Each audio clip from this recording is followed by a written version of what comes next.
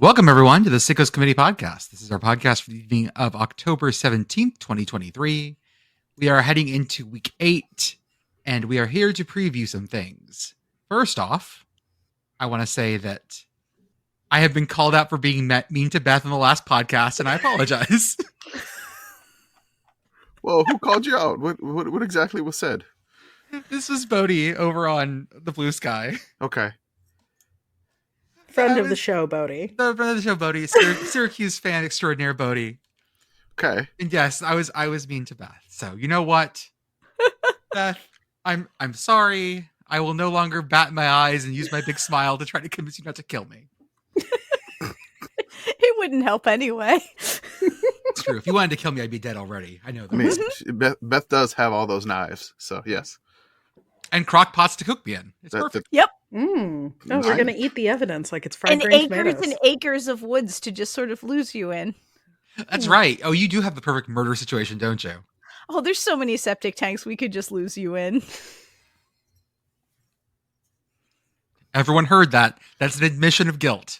Just so you know. If I go missing, dig the land first. Are we now like a true crime podcast? Yeah, congrats. This is our true. We've now gotten into our true crime podcast. Gonna go all the way to number 1 on the podcast rankings because everybody loves a true crime podcast. I do. True crime real time podcast. Has anybody done that yet? That's a new twist. I like this. Only murders in real time. True crime linear time was a mistake. Only murders in the podcast. That isn't the name of the podcast for that show. But Podcast Who Done It.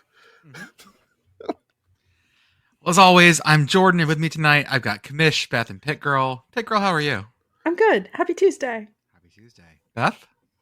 I'm just glad that I've come to this safe space where no one will insult me. Yep. And Commish?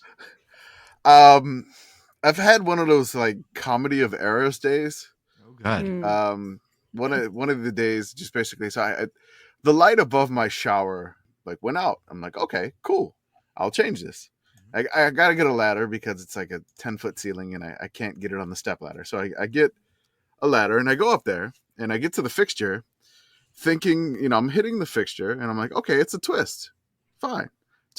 It was not a twist. Apparently it was like a push and then it pops. Okay. And I didn't know that. So I broke that. I broke the fixture itself. Fun. And then behind it was just some like little cheap, it was just like a little like big metal thing with like a light bulb there. So the fixture itself, it was just like a glass cover over a light bulb. I was like, it's incredibly cheap. I'm like, what did they skimp on this part of it? So I had to go to Lowe's. I'm like in Lowe's trying to find this stuff, right? And nobody could find it. I go to Recessed Lighting. They're like, yeah, whatever your builders used is completely outdated. You're going to have to get a whole new thing now. So now I'm going to have to spend like $100 to do just because I wanted to change the light bulb. So I'm a little furious about that. And then I'm playing with, we're just holding the 8-month-old baby around, just doing normal things. And then bam, headbutt to like my face, my lip. Ooh, yeah. Like busted my lip. Like, no. And I was just like, I thought for a second that there could have been like a tooth missing. This was that much of a direct hit. So if I sound a little funny right now, I have like a fat lip, so to speak. Pitt Girl made big arms. Yeah, I'm watching Mitsu Middle Tennessee, and there was some sort of scuffle on the field that involved a ref who got bowled over and lost his hat. Oh, yeah. So we're gonna have stay to tuned for more information about that. Yeah, I definitely hear you on the 8-month-old baby. Like, they're the most fragile things in the world, except for their heads, which they can deploy as a weapon of just unbelievable ferocity. I have to assume that the original battering ram design was based off of babies. Yeah, it was the back of the head, and it was just like, it was lightning fast. I could not block it. The thing is, like, she got out of her headbutting phase like a month or two ago. So okay. You weren't ready for it then. Guard down. Yeah. Oh no! I thought I was safe. I was not safe, folks. That was not today. Other than that, a pretty good day because I was off work instead of breaking stuff. But otherwise, we're good. The place is sort of where we are in time on this evening because now we have Tuesday football that we're recording along with. It is 41-3 South Alabama over Southern Miss. At one point, Southern Miss had fewer points, or the half. Southern Miss had fewer points than no, it was yards. Sorry, Southern Miss had fewer yards than South Alabama had points. They went into the half 31-0 and with only 26 yards, I believe. Oh no. This Southern Miss team is not good, guys. Yeah. Womp womp. We are also at the end of the third quarter. Western Kentucky is up 17-0 over Jacksonville State, and is up 42-35 over Mitsu. So that's where we are on our Tuesday night, Tuesday, whatever I used. That one. And then Fun Belt Tuesday too. And then Fun Belt Tuesday. Yeah, the last Fun Belt Tuesday was a banger. This is not. I mean, South Alabama just cannot stop scoring. I don't like they've scored on so many consecutive drives just compared to what they did against ULM. They only missed a field goal. That's the only reason that ULM stopped them once.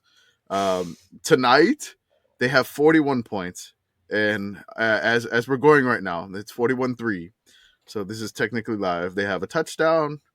I'm sorry. So touchdown, field goal. They missed a field goal again. The half, yeah. Field goal, and then touchdown. So basically the only team that can stop South Alabama is when they have to settle for a field goal. They may miss one if you're lucky. That's what it seems like. The Jaguar juggernaut.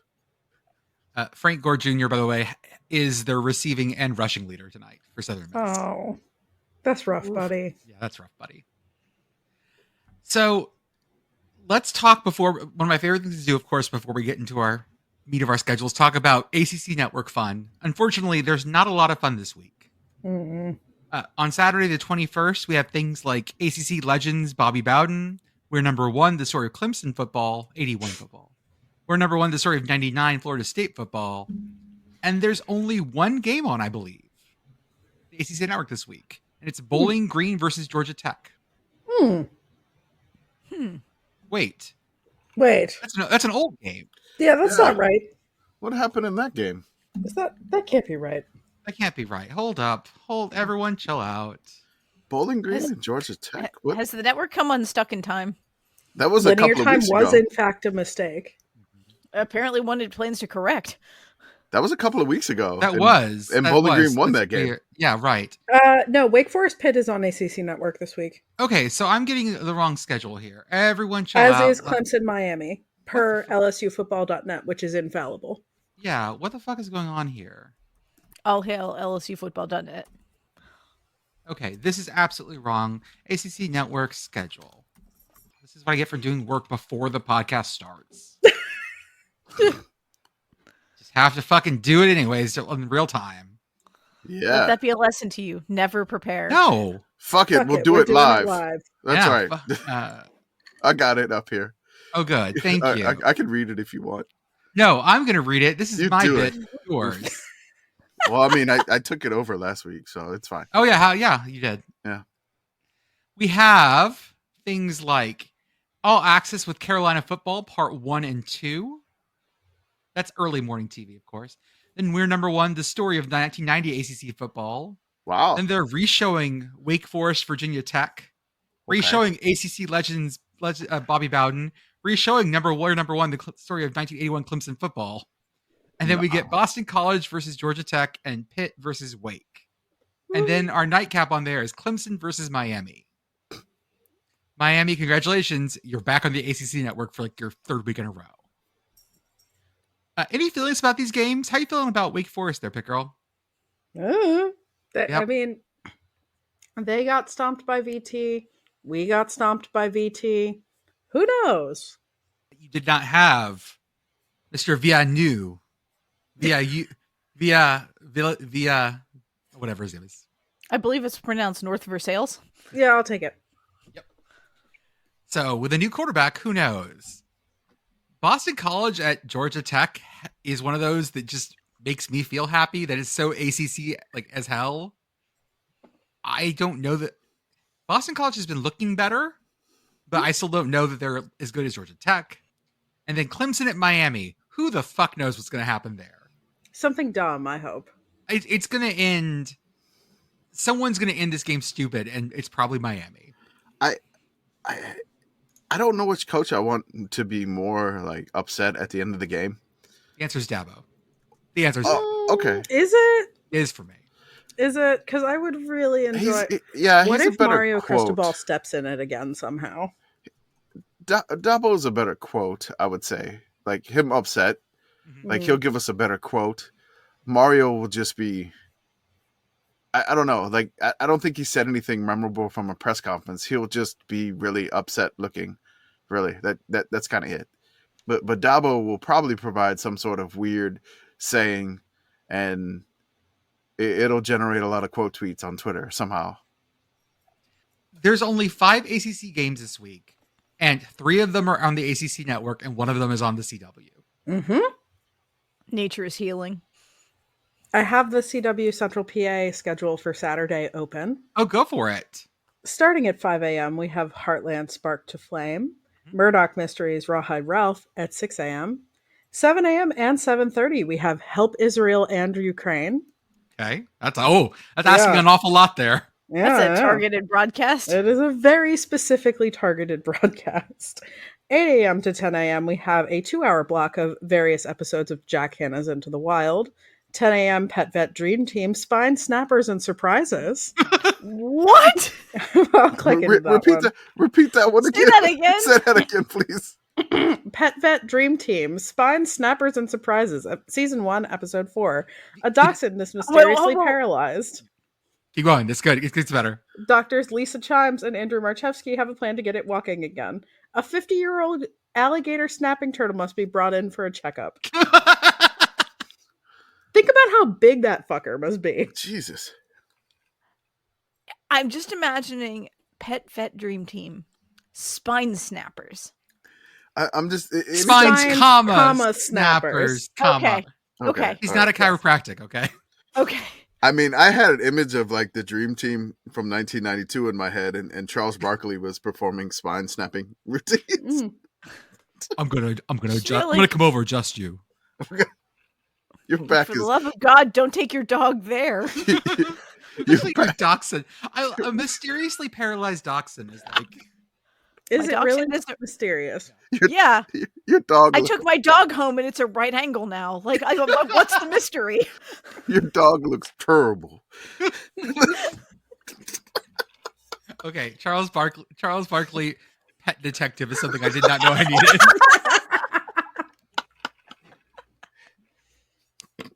Now I'm picturing also an obtuse dachshund. Like. When you need a protractor to figure out the angle of your dog, something has gone horribly wrong. 10:30 a.m., The Open Road with Dr. Chris, For the Birds. 11 a.m., Heartland Sparked Flame. 12 noon, Humana Medicare Advantage Plans. 12:30, paid programming. 1 p.m., 5-hour block of Live Golf. Ooh. Followed by 1 episode of The Big Bang Theory, and at 6:30, Virginia, North Carolina. Which episode of The Big Bang Theory? The Excelsior acquisition, which is the traffic court episode. I do have Raleigh's CW schedule pulled up as well. Most of it's the same. I do want to mention a couple things that are different, however. The first thing is that at 4 a.m. and 4:30 a.m. they have something called Court Cam, which a look at some of the wildest courtroom moments. Spicy. Then at 6:30 they have a show called Grill, Smoke, and Air Fry. Our cyclotronic grilling technology. Hold up. Oh, this is paid programming. Paid programming. Lame. See, the problem is, anytime I see something like that, I want it to be like the spiritual sequel to Will It Blend? They have something called Teen Kids News at 11 a.m. Topics. Okay. Taking AP courses to enhance a college education. Visiting dolphins at the National Aquarium. And then at noon, wow, Women of Wrestling. This is on CW Central PA sometimes. There you go. I have to check it out eventually. Oh, I need to pull up Pet Vet Dream Team. I need to see this obtuse dachshund. This right ankle dachshund. So there you go. That's your ACC Network and CW rundown. We learn things every time. No dogs were maimed as a part of this podcast. Not that you know of. Not intentionally.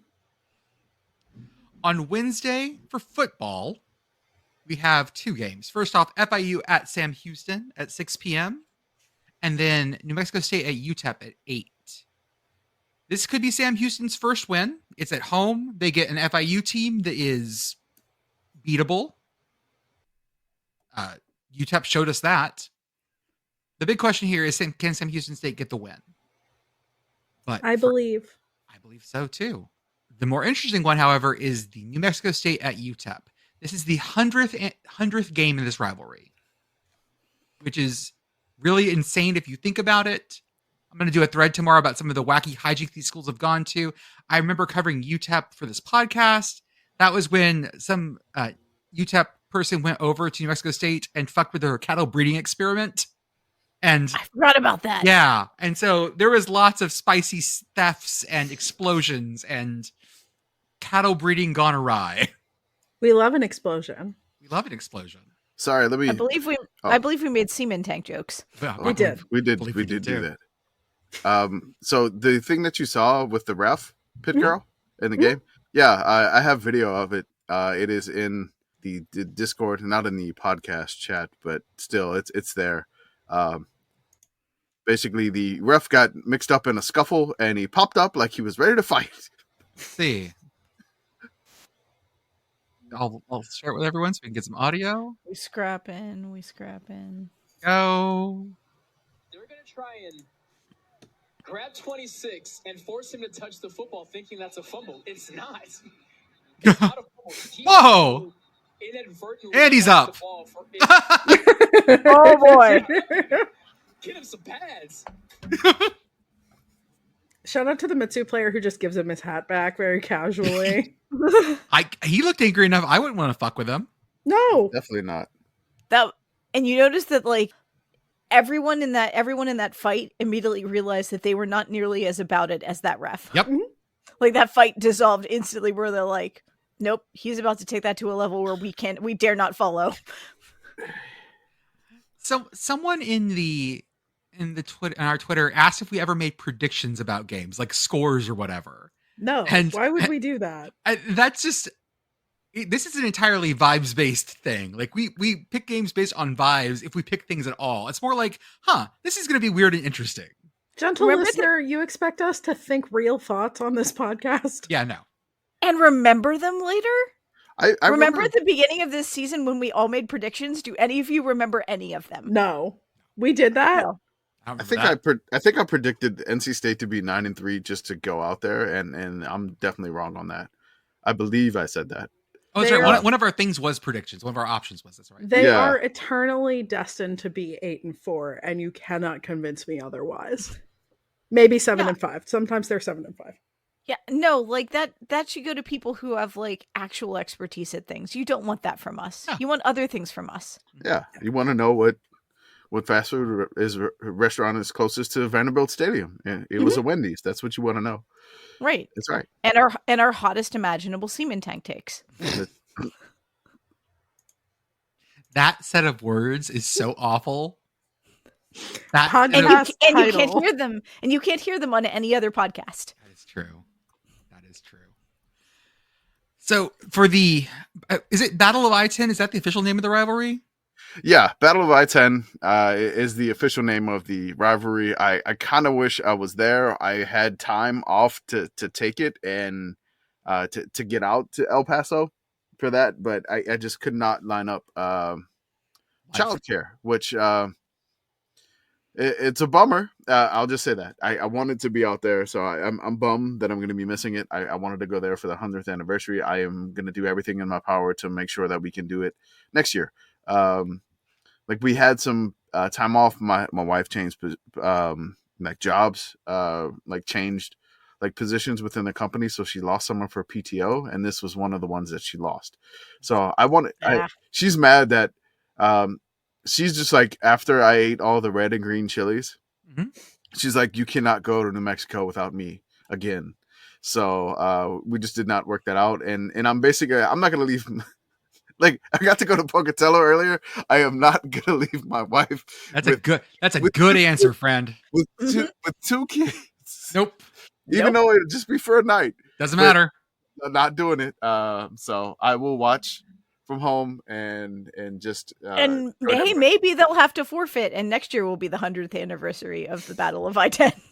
I mean, 101 is just as good. You know, it's like that millennial thing. Like, was the true millennium 2000 or 2001? You know. Yeah, you can have the Y2K argument. That's right. The Y2K. I mean, we could probably dispute one of those in the past, right? And just sure. Oh, yeah. 100. Yeah, we can make something up. I'm sure in the history. Am I the only person who wants to have who wants to have games that are named after non-interstate roads, where you have like the battle for Tel Power Road 7 or like Rural Route 8? This battle for public access State Highway 36A. Renaming Gettysburg, Franklin, and Marshall the Route 30/Lincoln Highway battle. Love it. Yeah. See? Yep.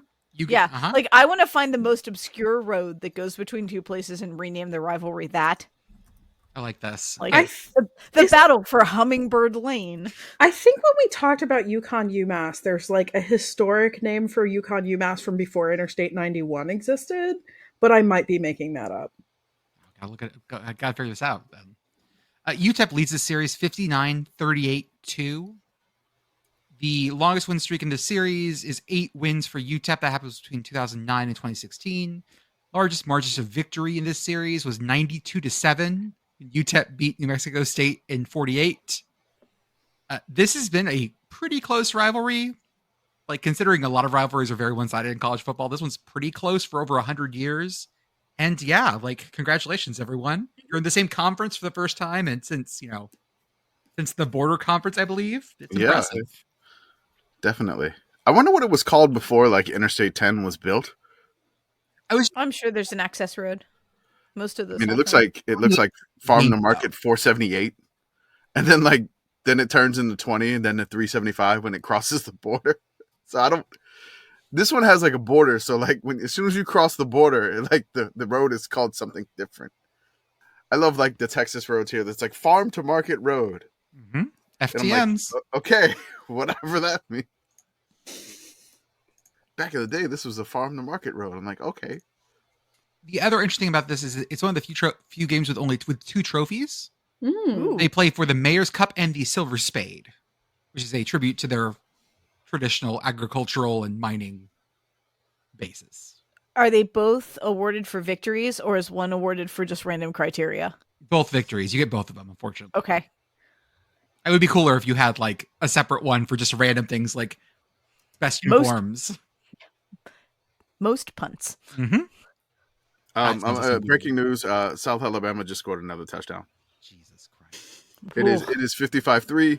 So South Alabama has scored as many points that they did against ULM. So I feel I still feel bad, but I feel a little bit better. On Thursday, on the earlier slate, we have Rice at Tulsa and JMU at Marshall. Anyone have strong feelings about those? Yeah. Tulsa is like justice for JMU. Yeah, justice for JMU. And screw Marshall. Yeah, that's the other part. It's easy to be justice for JMU because they play Marshall. And where Beth is landing. Mm-hmm. Commish, what were you going to say? No, I'm just curious on what weird graphic that Rice is going to cook up here.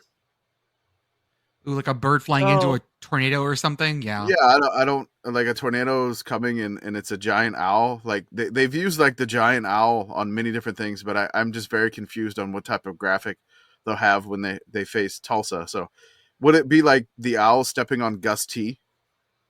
I like that. Okay. I think that it's hard to be intimidating against a force of nature. Right? Like, that's the problem with this. It's hard to be like, oh, I'm an owl, I'm going to take down a tornado. Because tornadoes are the natural enemies of owls, one would say. And I mean, I'm probably asking a really obvious question, but is the barn owl the official owl of Tulsa? Or of Rice? Sorry. Brain's not functioning. I don't think so. I think they just use that because it looks the most intimidating.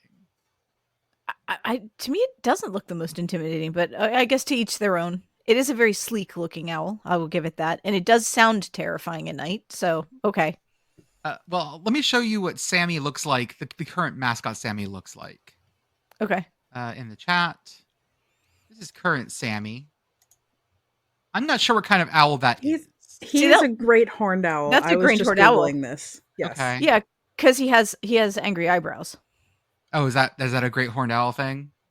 I mean, any type of like tufting like that. And then, of course, my favorite version of Sammy the Owl, the one that got kidnapped.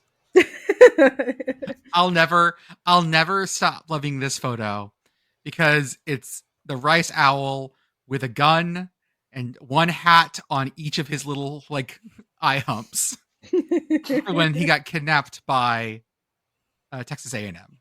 Eye humps, my little eyebrow lumps.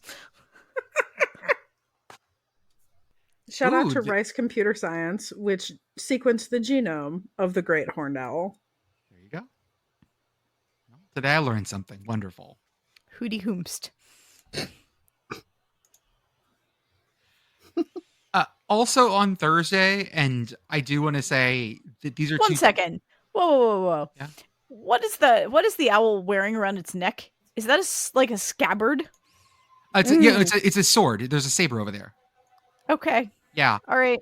Okay. They inducted him into the Corps of Cadets and marched him around. Very heavily armed owl who still managed to get kidnapped. It's the lack of arms. That story, I will tell that story every year because it makes me so happy. That story, combined with the escape, combined with everything, is one of the most chaotic early college football stories that just fills my heart with joy. There are those great stories that everybody's like, when did this sport get so weird? And I'm like, y'all. It's always been there. They were given hand jobs at the Harvard-Yale game, and that was like the second one ever. It's always been like this, guys. Celebration car. Yes. And you think nowadays celebrations are excessive? Yes, that would have been. Throw the flags on that. A 15-minute celebration? 1 minute for every yard from the penalty. Did they also call one for delay of game at that point? I feel like they probably should. I was drinking soda when you said that, you asshole. I was drinking something. I'm a giver. Your sinuses are going to be so clean once the burning stops, though. So bubbly. Oh, God. Okay. Effervescence is my favorite band. Goddamn. I didn't take my meds tonight. I'm here to fucking party. Yeah, you are. Yeah, you are. Before we get on to other things, I do want to say we have 2 games on Thursday that we want to say, like, supporting the campuses in this because 2 schools did have a tragedy this past week. Morgan State had a shooting there, and also this is their first game on campus since the shooting. They're playing NC Central at 6:30 on Thursday. And then Northwestern State had a player die from a shooting last week as well. And Southeast Louisiana is playing at Northwestern State. So for our FCS brothers and sisters, I hope that this gives you some kind of catharsis and you're moving through it as you get back into it. Yeah, we want to send all our condolences, and it's a rough situation for Morgan State to having the shooting on campus, and then Northwestern State already having a little bit of a rough season, and just having one of your teammates being shot on campus. They had to cancel the game last week, and Morgan State hasn't played, I believe, for about the same amount of time as Northwestern State.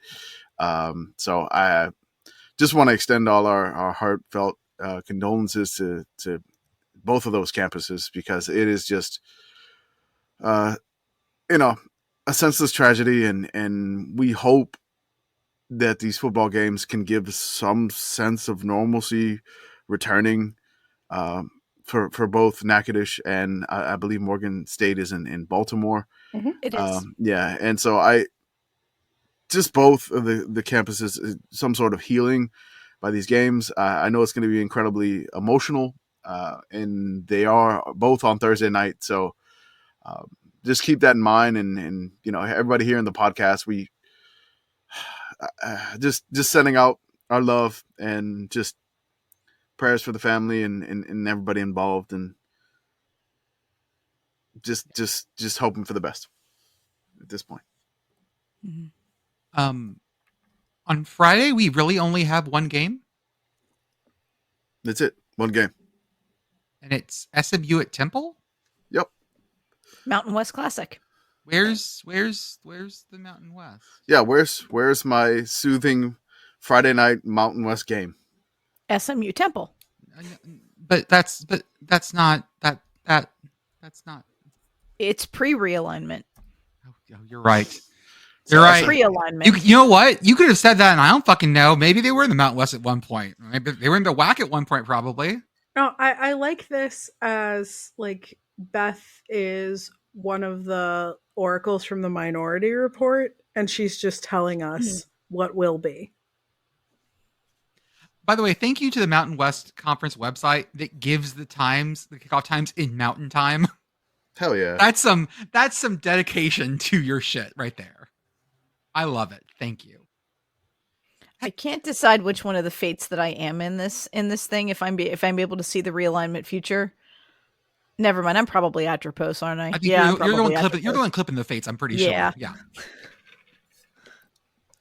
Yes. Breaking news. Breaking news. Just knelt out the game against Mitsu, 42-35. But right as the clock expired, in the lower right-hand corner of the screen, you can see a player do a like pretty impressive like gymnastics tumbling pass off the field. So just stay tuned for that, because there's going to be clips of that everywhere. There you go. Hopefully. So on Saturday, let's talk about. We can just skip over Saturday and go straight to Sunday. Yeah, let's talk about some of the games we have going on here. We're still working on our games of the week. These are sort of like we're working through them in order in real time. We have Boston College at Georgia Tech. That's our ACC network game. And this feels, for me, like the one I'm leaning towards. I'll be honest here. Because this feels the right level of ACC, like just ACC tar pit. Where someone's going to get caught in it and just get sucked down. And it could be your Saturday. Mm-hmm. So the ACC has a tar pit? Is that what you're saying? Yes, they have a tar pit. Okay, so the La Brea tar pits are in like Los Angeles area, right?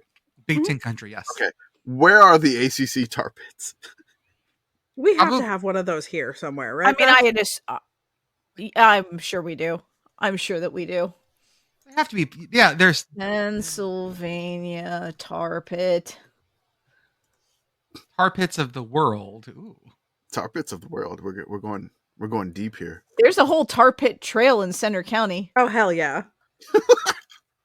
That's also Big Ten country, though.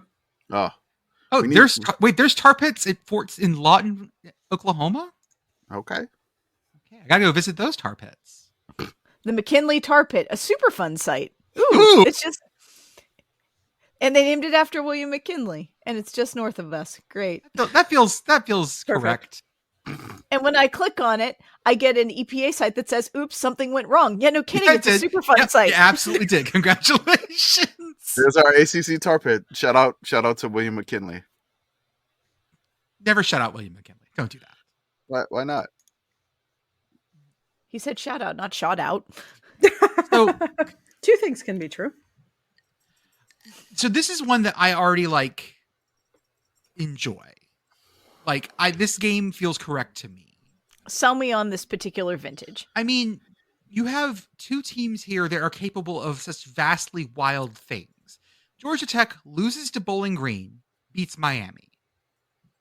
Boston College doesn't have something quite that interesting, but they did they beat Holy Cross, and they did beat Army, and they snuck by Virginia.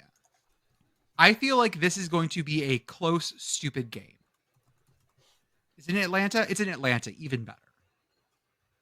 Do we have any weather this weekend? I assume we have some. I mean, sorry, you know what? Yeah.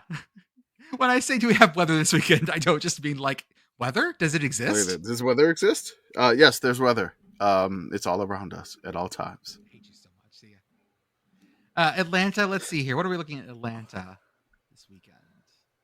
I mean, Boston College, as I'm looking back on their games this year, so they have that opening loss to Northern Illinois. Then they beat Holy Cross. Then they lost close to Florida State. Then they lost big to Louisville. Then they lost close to. Then they beat Virginia, and then they beat Army, and now they've got Georgia Tech. I'm just not sure what we have from Boston College. That's probably some of the beauty of it. Yeah. So let me give you some other options for game of the week. Okay. Wisconsin and Illinois. This is a Big Ten classic. Like it's all been close. Like they could be super spicy. That would be fun. I'm down for spicy clam chowder. The problem with this one with Wisconsin Illinois is that Tanner Mordecai is out for Wisconsin. So that changes the calculus a little bit. A lot of it. Right. We also have Minnesota at Iowa. This is the Floyd of Rosedale. It's the pig game. This is the pig that was originally a live pig and is now a statue. Yeah. This history is insane. I threw in the Wikipedia of it. It is just absolutely nuts. Like this rivalry is crazy. So now we have the bronze statue, which we have weight. We have measurements of this statue. So this statue is measured. It is 98 pounds. It is 15 inches tall. It is 21 inches long. It was introduced in 1935. It's a dense fucking statue for not being super big. It is heavy. Again, the statue was bronzed in 1936. It is the 10th oldest college football trophy. The over-under at this game, I've seen like 31.5. Yep, saw that. I've seen 32. I don't know where it is right now because I'm really not a gambler. But this trophy was originally a bet, right? Yeah. This was the essay contest, I believe. Yes, it was the essay contest. I thought okay, yeah. Yes. So this history is so weird. It's a great Wikipedia article. If you ever have the time to dive into this, go right ahead. If you listen to this podcast, you have time to read Wikipedia articles. Yeah. If you listen to this, just so we're clear. You'll learn a lot more from there than you would from us. Yeah, so the game between the Hawkeyes and the Gophers has been filled with controversy over the treatment of a star halfback, Ozzie Simmons. There was several rough hits by the Gophers. Of course, he was African American. They were piling on late hits, so there are some issues there. The following year, Coach Bernie Bierman and Coach Ozzie Solom, the contest in Iowa City, Bierman received a flood of threatening letters from Iowa fans. He requested and received special police protection for the team when it detrained in Iowa a couple of days before the contest. So yeah, this is 1935, and they need like the state troopers to let them get off the train safely. This is nuts. So this is a hated rivalry. These two teams hate each other. Minnesota not nice. Minnesota not nice. No, you know what? You were absolutely right. This was the bet. This was the bet between the two governors. You're absolutely right. That's right. Yeah, I know about this one because I had to read the court case once. Yeah. And we'll just go a little bit further here. It's like Governor Herring obtained an award-winning prize pig, which had been donated by Alan Loomis, the owner of Rosedale Farms near Fort Dodge, Iowa. Dubbed Floyd after Minnesota Governor Olson, the pig was the brother of Blue Boy from Will Rogers' movie State Fair. A few days later, Governor Herring collected Floyd of Rosedale and personally walked him into Governor Olson's carpeted office. So just get that picture in your head. They're walking a pig into a governor's office. Love it. Like you do. Yeah, it was nuts. There was an Iowa social crusader by the name of Virgil Case who swore out a criminal warrant in Des Moines against Governor Herring, alleging that the bet violated Iowa gambling laws. Yes, Herring jokingly stated he retained Governor Olson as his attorney, who argued that it was not a true bet because Herring did not have a chance of winning it.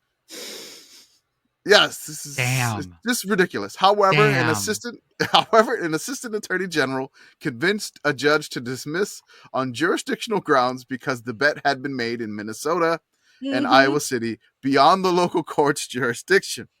The case also argued that the governors were guilty of violating federal gambling laws because the pig had been placed into interstate commerce. Oh, interstate commerce clause fucks us all again. There we go. Always the fucking interstate commerce clause. Always the fucking interstate commerce clause. When Herring made good on the bet, but the U.S. attorneys declined to prosecute. President FDR, Cowards. former son-in-law Curtis Dahl, who attended the 1935 game as the guest of the governor, suggested they name the pig the New Deal. That's some branding right there. Yeah. Herring, Well, FDR is never going to miss a branding opportunity. You know that. Herring vetoed that proposal.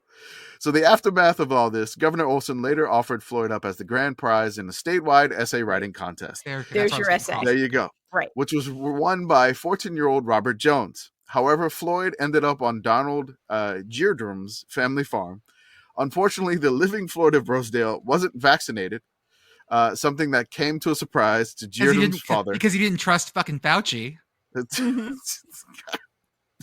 Didn't fucking trust the jab from Fauci. Floyd did his own goddamn research, okay? Gambling pigs hate Fauci. Yeah, It's just a fact. That's a science fact. Not that they believe in science, but if they did, it would be a science fact. We've had so many new sentences on the podcast today, and we're not even an hour in. I know, it's So great. good. A surprise to Jeerdrum's father, who assumed since it came from the university, it would be up to date on its shots. Floyd died of cholera. Just 8 months after making headlines. Oregon trailed it. Holy shit. But the Floyd of Rosedale trophy tradition lives on. I love the fact that Floyd died of cholera is a laugh line on our podcast. Oh, God. That's amazing. Since the two schools could not continue wagering a live pig, Governor Cowards. Olson commissioned St. Paul sculptor Charles Brishowski to capture Floyd's image. And the result is a 98-pound, 21-inch long, 15-inch high, and Iowa and Minnesota have played for the Floyd of Rosedale every year since then. All I see in the picture now of Floyd on the side is me. Because it says Michigan. It's just MI, Michigan, not Michigan, Minnesota, Iowa. Anyways. Yeah, this is ridiculous. But if we give this the game of the week, are we giving it to the popular pick? Are we being too mainstream here? That's a thing. Like I'm a hipster at heart. We've become like, what have we become? Yeah, what have we become? We've become kind of large, which I mean, I don't know how many followers we have now because the Twitter numbers are all jacked up. But yeah, it feels like if we call this one the game of the week, it's like there's a part of me like we've sold out our roots. Like I remember the Sickos from their first album before they got popular. Mm-hmm. Well, you remember when they would play the hits of Yes, Haha, Yes? So is it time for us to have the big discussion of what is the purpose of the game of the week? Is the purpose of the game of the week for us to highlight the game that like the game that we are all going to stop everything and make sure that we watch? Or is the purpose of the game of the week for us to highlight a game that we're afraid that people will miss if we don't highlight it? I mean, we've done both of those things before. Yeah. Right. Yeah. So which do we think is most important in the year of our Lord 2023 on the 17th day of October? I don't know. What do the people most need from us? Because like there's two more games on this list that could also be it. Baylor at Cincinnati is just fucking weird. Yeah, it is. Like that is just whoever put the curse thing on the show notes right below that, by the way. I put it. I talked about it today. Yeah. Skyline chili kolaches. The best part was someone was like, "Oh, that's kobashnik." I was like, "No, I'm talking about the little dough with like blueberry and cream cheese on it, no. and then you put the chili on that." I'm not talking about sausage rolls, people. Chocolate chili. This is Because even more it's disturbing than the like Nebraska cinnamon rolls and That's what I was chili going with it. thing. I was going with that same idea. But not with blueberries. I don't know. They have pruned ones too. That might be worse. I can't decide. the aftermath of that choice. Don't. Oh no, it would just be. You shouldn't. Oh yeah. So I'm thinking that if you put it on like a sausage kolache, like a kawashnik, it would be like a chili cheese dog. That's perfect. Yeah, I mean, yeah, no, that that's could work. fine. But I mean, yeah, that game is absolutely like cursed in the best way. They've never played before. This is brand new. Cincinnati looking for their first Big 12 win. Baylor trying to put Why together. can't you be normal? Ah! Exactly. So this is also good. And then USF at UConn. I don't fucking know. I don't fucking know. Like that's like UConn is heading down a really awful stretch. USF like got bodied by FAU.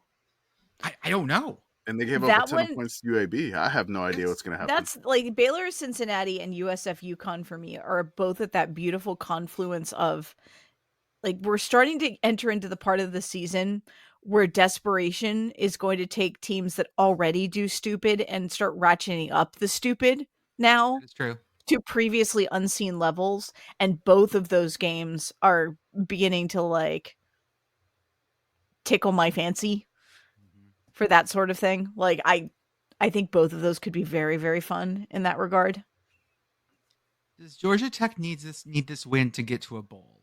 They're 3-3 right now. Both teams, BC and Georgia Tech, are both 3-3. Yeah, they need this. They both are 3-3. So that's also like right there for bowl game. Like, yeah, and I'm like, and BC is growing on me for this. Like I'm slow to hop on the BC train, but like BC's growing on me. I mean, Iowa's going 11-1. I'm not sure how Sicko's game of the week that is. Yeah, like they're gonna go 11-1 very weirdly, but this is a hard week to pick. I feel like we're sleeping on another contender. We got more down there. Yeah. Which one? Mm-hmm. All right. Stateside, Northwestern at Nebraska. Okay. All right. I turned off Northwestern football mentally for a while. Let me look at their record real fast. 3-3. I'm sorry. They're 3-3, and Nebraska is 3-3. See? Oh. And Northwestern beat Minnesota. Mm-hmm. Okay. Yep. And Nebraska lost to Minnesota. Okay. Okay. I have other choices that are down here. You have other ones you like too? Yes. Go for it. Potential game of the week. There's a few more here. So we have Charlotte at East Carolina. That one.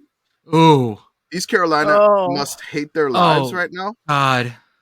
They're both 1-5. Oh God. Oh no. Oh no. And now East Carolina is stuck in a conference with Charlotte. They must hate this so much. And if they lose to Charlotte, I think a lot of the Pirates fans are going to walk the plank. This game might have my vote for game of the week. That's another one. All right. Then let me go here. Hawaii at New Mexico. Ugh. Wait, is that 5 p.m. New Mexico time? It's 5 p.m. Central. 5 p.m. Central. Yes. So that's 2 p.m. Hawaii time. That's an early game for Hawaii. Yeah, This feels like it should be a nightcap. That is my only objection to this. This is the like senior citizen dinner version of the Hawaii test. Oh, by the way, we're not there yet, but the Big Sky nightcap this week is fucking amazing once again, and I'm so excited. Mm-hmm. Like this is God. So Hawaii at New Mexico, 5 p.m. Central. Weird time. This game feels like it's a really, really, really big coin flip. Hawaii's 2-5. New Mexico's 2-4. Hawaii throws the ball for like a ton of yards. New Mexico tries to run. They have a running back with like 500 yards and like almost 10 touchdowns, 9 touchdowns. And both of these teams are going to be desperate for a win because I mean they're holding out hopes of like maybe getting the 6-6 and getting a bowl game by some miracle at the end. And they both need this. And it's in Albuquerque. That's very spicy for me personally. That's another one. And then I have another Mountain West Magic one here. Colorado State at UNLV. Oh, Like, because UNLV is almost bowl eligible. They have one UNLV, more. They're 5-1. They win this one. They are bowl eligible. They are 6-1 if they win this. Colorado State is just chaos incarnate at this They point. are the absolute most chaos factor in the Mountain West. Colorado State is 3-3. Colorado State's games are just ridiculous. They go to 0-2 with Colorado. They beat Middle Tennessee by like 8. They're up 17-0 against Utah State, and then Utah State just scores 38 unanswered. They're down by 20 to Boise State, and then in the last 4 minutes of the game, they drop 21 on them. Right, like that's I don't know what you're gonna get here. UNLV is favored. Colorado State's quarterback, Fowler Nicolosi, he has nearly 2,000 yards passing, 14 touchdowns, and 11 interceptions. Ooh, I can't wait to. Yeah, he's been at the top of my Detmer chart. Yeah, most weeks, which we need to release again this week at some point. Yes, I do. But, I got the data. Pulling the data down is slowing me down because they don't have the right number of games. So I gotta fix that. Oh. I was watching some replays of him this week, and it seems like he has 2 modes. One is just wee, and the other one is activating flame jets. Yeah. Ooh. Mm-hmm. I enjoy him greatly. This is a lot of choices. Like, this is going to be a tough one to whittle down. Mm-hmm. I see. If I put this to Twitter's going to vote for Minnesota and Iowa. Right. I can almost guarantee you. So we're not going to put it to Twitter. So I'm going to put this inside our Patreon again. Yeah. They led us correctly. I'm going to put a lot of choices. I'm going to do a multiple choice, and I'm going to put at least like 7 or 8 choice voting. Ranked choice voting. Yes. Ranked choice voting. Is that an option? I'll figure it out. Yeah, absolutely, we can. On a Google form, is that an option? Sure, it is. I'll make it work. Okay, figure that out. So we're probably going to do that inside our Patreon because there is a lot of Seacoast games of the week potential here. There could be other ones down the line that others could feel passionate about, but there's a lot of good storylines. I also want to throw in another one here that you got Akron at Bowling Green. Oh, that's God. Oh boy. Like that's like traditional. By the way, we are 2 weeks out from Action, by the way, guys. Yeah. I feel like I can't if without knowing what the undercuffler status is, yeah. I have to give an incomplete on that exam. I know. And so it's like, undercuffler comes in for relief. Like, why are they not going to start the undercuffler? And then which Bowling Green shows up? The one that beat Georgia Tech? The one that got shut out by Miami? The one that beat, mild Buffalo? I mean, what's going on? I have no idea. Yeah, I mean, all Bowling Greens are beautiful in the eyes of God, but it does make it hard to rank. Bowling Green is going with a sweet, sweet retro lid this week. Oh, hold on. Let me see it. Pull that out. Let me find it. It's on their Twitter, I believe, but it was like a video, but it's like the old school Bowling Green logo. So there is. I'm just going to say this. Oh shit! I need this on a shirt. It's beautiful. Let me drop it in the chat. Oh my god! I can't find Discord now. I have too many things open. Imagine that. Jordan has too many tabs open. Check the lid on the right. It's so good, guys. Oh, that's such a good logo. Ooh. Oh yeah. It's like a little. It's like a abstract falcon head. Does home field have the Bowling Green that logo for them? I know they have Bowling Green, but I don't know if they have that logo. I want it to. It better. Let me check. Bowling Green home field. They do not have that logo. I like the vintage TV vibe of this promo too. It is of the logo, yeah. Yeah. No, they don't have the right side of the graphic where it's like the all lowercase. It's very 70s. Like, oh yeah. I'm gonna drop this on my vision board then. If you like it, I can make something like that for you. And drop it on the vision board. So we have a lot of candidates for the Seacoast Committee Game of the Week. I don't necessarily know where we're gonna go. We have to fight the hipster thing. Like, man, I was really a fan of Green Day's first album, but I really didn't get down with American Idiot at all.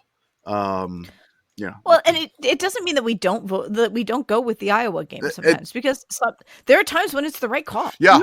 Iowa sometimes you have to play the hits, but it gets old if you play them all the time. That's right. Got to play the hits. You gotta drop the yes, ha ha ha ha, yes, every now and then. Okay, other games to talk about. I'll give you one more shot at it, Pitt Girl. How you feeling about Wake? Anything? Pitt at Wake. Pitt at Wake. I truly do not know. And I went and looked, and the line on this game is Wake -1.5, and they're at home. So nobody knows, which is the best answer. That's such a garbage line. I'm going to take this moment to instead appreciate the recolor that you did of the Canadian flag in Pitt colors, because that immediately went everywhere to the point that Christian Veilleux's dad made it his new Twitter avatar. That's, of all the things that I post out and throw out into the world, that's the one that took me 3 seconds and just pushed a recolor. Great. I love it. This can't be true. Wake has never lost to Pitt. That can't. No, Wake has never beaten Pitt. Wake has never beaten Pitt. Yes. They've played twice in history. Yes. How is that possible? I feel like this is a game because we've only played twice. We played, I think, in the COVID season and then the 2021 ACC championship game. Or no, it wasn't the COVID season. No, it was. I think I was at that game actually. It was 2018. I was in Winston-Salem. Okay, I don't know. So cross conference games get me all weird. Or cross divisional games. That's a weird one. Okay, there you go. Yeah. We have some other MAC fun. Central Michigan at Ball State. Ball State is out of bowl eligibility with a loss here. And Jim McElwain is trying to find another job eventually, so he would like to get Central Michigan to something reasonable. The chaos in the SEC games, at the top of my list, Mississippi State at Arkansas. There's a chance that Mississippi State just gets their asses rolled here, but there's a chance that they make Arkansas's life hell for a bit. Mm-hmm. And that feels more correct to me. SEC just feels super chalky right now. Chalky. So no, not chalky. Not chalky. It feels very not parody. Parody is even the wrong word. It's just like any given Saturdays. Any given Saturday. Right. It just means more. No. Mississippi State at Arkansas. You tell me what happens here, I'll believe you. I have no fucking clue what's going to happen in this game. But the only thing that I know for sure is that someone's going to get their first SEC win of the season here. Oh, unless Arkansas's slide has people who are not Arkansas fans are not talking about how much Arkansas has slid this season. I think they're 2-4, 2-5, 2-5. Yikes! So, yeah, man. Mississippi State is 3-4. Their only wins are against Southeast Louisiana, who is 0-7 FCS team. Arizona they beat in OT, which they got lucky to do that, and they beat Western Michigan. Arkansas, their only wins. That game makes no sense now. All of a sudden, now that we know what Arizona is, what the fuck was that? They had to go to Stark Vegas, baby. Arkansas, their only 2 wins are against Western Carolina and Kent State. Oh, this is. I don't know what to expect from this game at all. All I know is if Jefferson Pilot was still around, this would be on Jefferson Pilot. Yes, it would. It would. Or Raycom, whatever you want to call it. I don't care. This would be the Jefferson Pilot game of the week. I'm seeing Arkansas -6. Yeah. That feels high. I don't know. I'm glad I don't bet on this shit. I don't gamble because I am never confident in anything that happens on a football field because I've seen a lot. And so you say that with a 40-yard stare. I've seen a lot. I've seen some things, man. And I've seen some things and some stuff, and I wouldn't recommend it.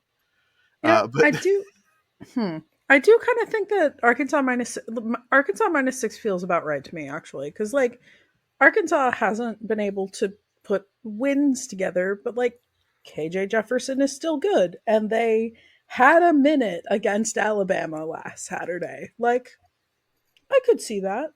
I could also see several other outcomes. When we get our Saturday morning show, Pitt Girl, I'm going to need you to be our Jim Cramer for betting person. Where you're just like a soundboard and you're like, this is my lock of the week. I like this for you. I have never put any money on college football, and I probably never will. I'm happy to have takes. Yep, that's why this works. It's going to give you a giant soundboard and props. All right. Oh, I do love a soundboard. We'll pick a fan at random, and you have to invest their money. Oh, I like that. No. I like that. Oh, no. I am not your financial advisor. I just push buttons on the soundboard. I have breaking news here, which Thursday it's old news, but BPDP. But Jacksonville State has just beat Western Kentucky on a What? game-winning field goal, a 41-yarder, where the kicker slipped and fell on his ass, but still hit the 41-yard field goal. Hell yeah! Holy shit. 2017. I mean, he slipped, like his plant foot slipped, but he still had enough leg on it to sneak it inside the upright.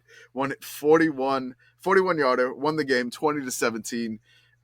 Just looking at the Totally wiped out. the gif of the kicker just wiping it out. But, the Gamecocks with the win. Send them to a bowl, too. I don't care. They just moved up. Give them a fucking bowl. Are they bowl eligible? They just got their 6th win. Yes. Was it 6? That was 6, I believe. It was 6. Yeah, 6-2. Okay, after we finish the podcast, I'll make a should be bowl eligible graphic. Dumbest, most arbitrary thing. I mean, that's NCAA for you, right? The dumbest, most arbitrary thing. True Imagine fact. that. Oh my Right. god. Oh no, he totally just fucking goes down. I just watched the clip. Oh my god. Okay. Rutgers at Indiana. This is for bowl eligible Rutgers, baby. This is for it. And Indiana is a game that they can absolutely win. Can Rutgers win in the harsh environment of Bloomington, Indiana, Yes. to get to bowl eligibility? Can they Probably. do it? And they would be 6-2 Rutgers.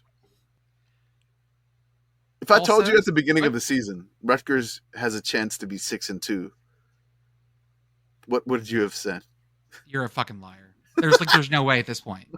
Like if you said they were going to make a bowl, I'd gone with you there.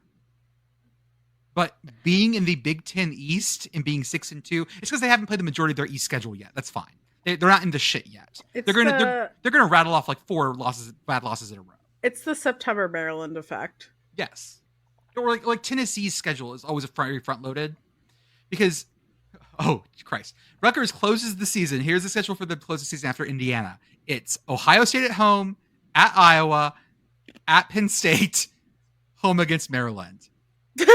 So you maybe get, All hail October Rutgers. right. You know what, Rutgers, get your 6 and then just fucking put it in first gear. Rutgers at Iowa, though. Rutgers at Iowa. Yeah, Let's let 5-2. Let's see if Rutgers could win this one here. If they win this one here in that weird, like the fourth quarter, Rutgers, revving up the diesel engine, that they couldn't pump the diesel themselves because they don't allow that in New Jersey. Maybe they have a mishap because they have to pump it themselves in Indiana. I don't know. But This week we find out if Rutgers has a Hemi. South Carolina at Mizzou. Shane Beamer broke his foot after the Florida loss because he kicked something that he shouldn't have. That was his quote. yes, I got a notification from The Athletic about this while I was at work today. like a push notification. Yeah.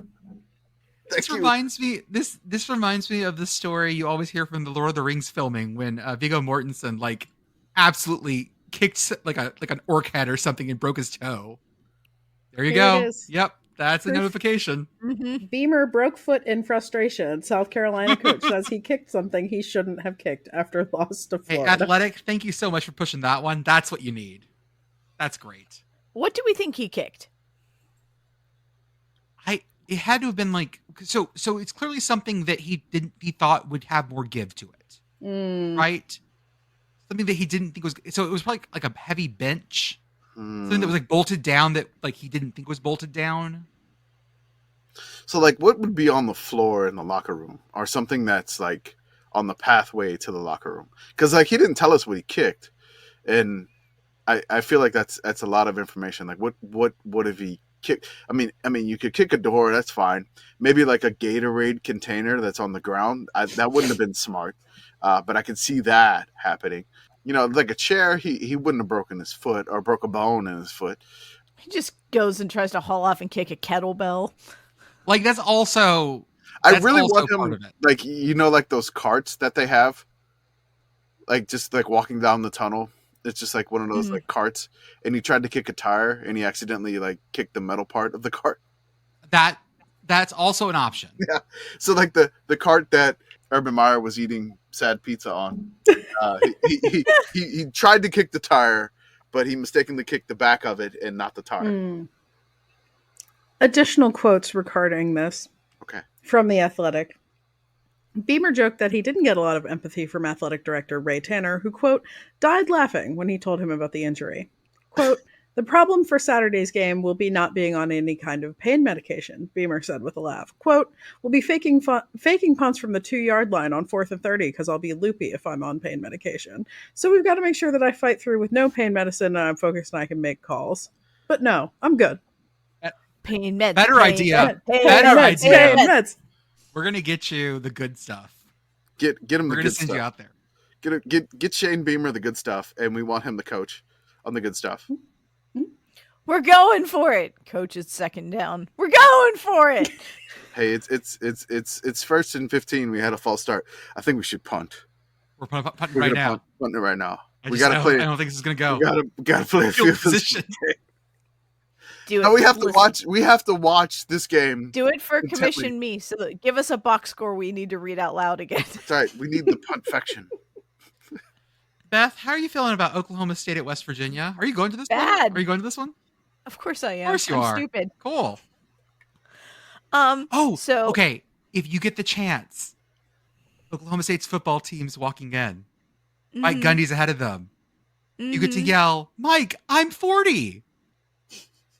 I absolutely could. I'm a woman. I'm 40. I like that. I could do that. Yes. This is going to be. Go ahead. Sorry. So Neil Brown is 0-4 lifetime after Thursday night games. Really? Mm-hmm. Interesting. Yeah, West Virginia. Yeah.